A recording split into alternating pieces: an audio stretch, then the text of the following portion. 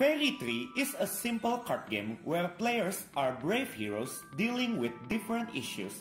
Coincidentally, all that issues lead to one solution, gathering a lot of magic coins. For that reason, they travel from far away to the Kingdom of Socotra, where a special fairy tree grows.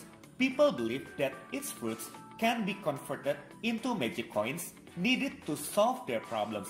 The tree spirit will only reward the best hero who can collect the most coins. Will that person be you? This game comes with a beautiful, colorful 3D tree that is easy to assemble and charming to look at. Flowers that bloom here are homes for fruit fairies. Each player starts with a hand of 2 cards that can be used for a variety of things. 1 player board and 5 immune tokens to protect us from curses. On our turn, we must perform one of 4 possible actions. The first option is to take any one face-up card from the display. Then choose one card that is adjacent to the card we just took and flip it face down. The second option is to take any 2 face-down cards from the display that are orthogonally next to each other. Don't forget to refill the display after taking cards. The third option is to discard any 1 element card or any 2 fairy cards to go up a level on the tree.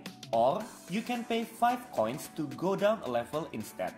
The fourth option is to play a set of 1 fairy card and 1 element card of the same type from your hand. First of all, if the set matches with the flower located at your current position on the tree, you can pick it and it's worth 5 points at the end of the game.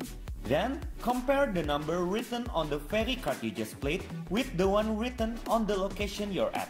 Whichever is lower, that's how many coins you'll get from the bank. Remember, coins are points. Instead of collecting coins, you can play a set to reinforce yourself by placing 1 immune token on the matching spot on your player board based on the letter of your set.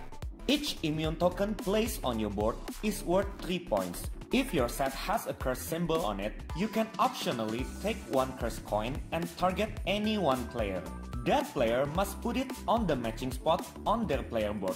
Each curse coin is worth minus 5 points at the end of the game.